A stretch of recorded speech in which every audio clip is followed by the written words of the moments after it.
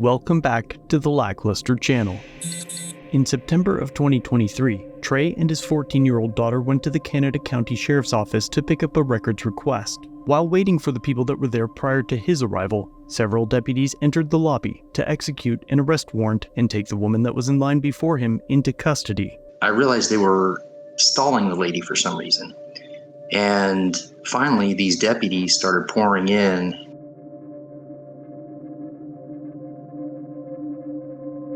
And one of them had a document in his hand, and he said, "Are you Madison?"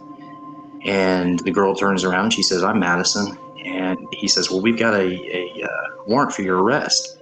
As the woman pleaded with the officers, it's alleged that they berated the woman, speaking to her in an unprofessional manner. As soon as I realized things were going to get maybe tense, I stood my daughter up and had her, stand in the back corner. We went in the corner of the room so we'd be out of the way.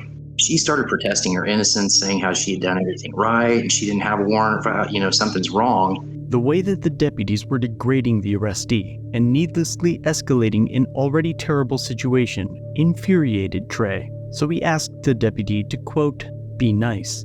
The way they were speaking to her was like she was less than human, like she was dirt.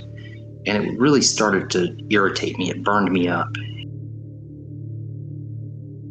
And they started walking her out of the room, and they started chewing on her boyfriend.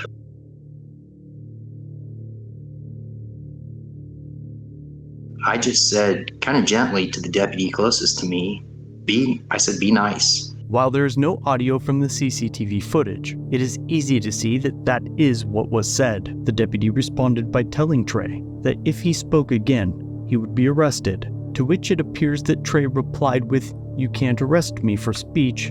I said be nice." It's at that moment when the deputy grabbed Trey, slamming him into the wall and chairs, clearly in an attempt to harm Trey rather than just arrest him. I didn't get any kind of permanent injury. I got a nice little scuff that I could take a picture on my shoulder and show that I didn't know if I was going to get the video or not. The sheriff, Chris West, claims that after the arrest, a judge signed off on the probable cause for the arrest, though Trey was never charged.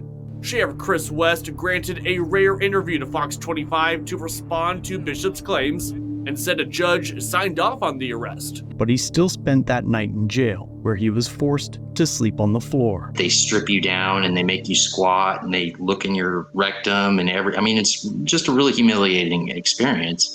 But if the false arrest alone wasn't bad enough, after Trey filed a complaint, the Oklahoma State Bureau of Investigation looked into the incident. According to the sheriff, OSBI here did its own independent investigation, and the DA's office decided not to press charges against the deputy. Absent a threat, which I didn't make. I never made a threat. If I had said your mama's a hoe or what have you, nothing that I could have said should have provoked that reaction from law enforcement. They should have taken it in stride. Bishop shared this letter with Fox 25 showing the Canadian County District Attorney's Office declined to press charges against the lieutenant because Oklahoma does not have an unlawful arrest statute. They then submitted their findings to the District Attorney's Office, who found that the officers did nothing illegal or even wrong. West says OSBI looked into whether this counted as excessive use of force. They conducted their investigation. They submitted their information to the district attorney's office, who found that my officers did nothing illegal or wrong. You're saying, sir, your deputies acted correctly by the book. In this case, there was no wrongdoing by your deputies here?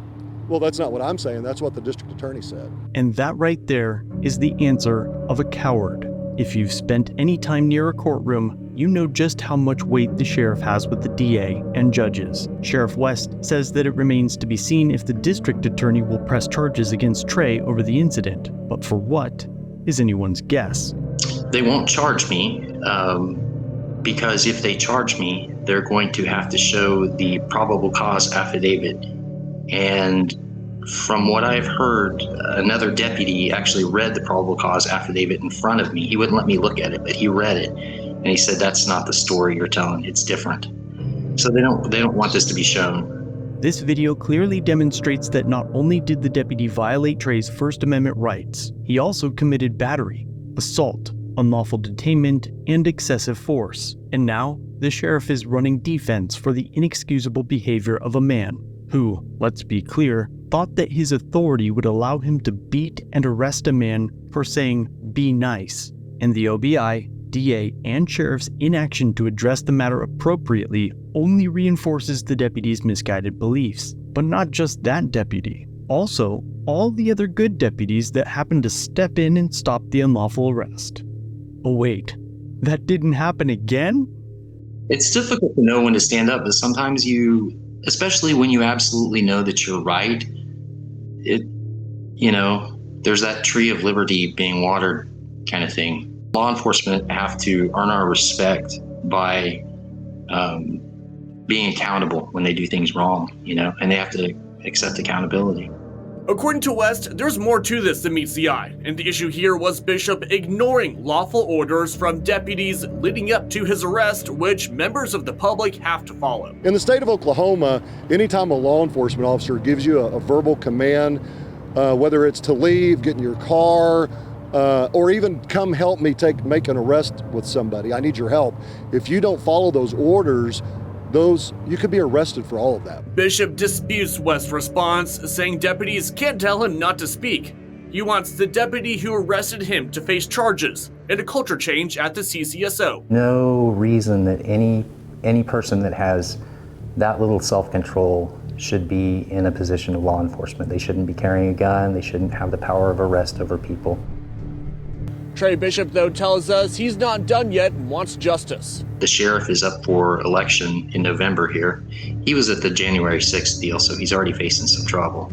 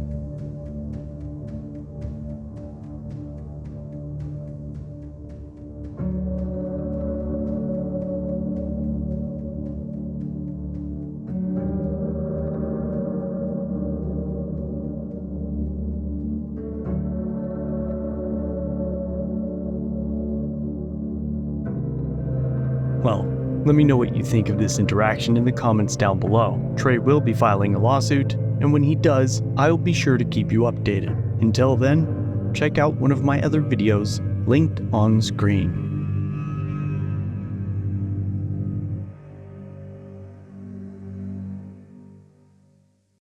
Oh wait, that didn't happen again?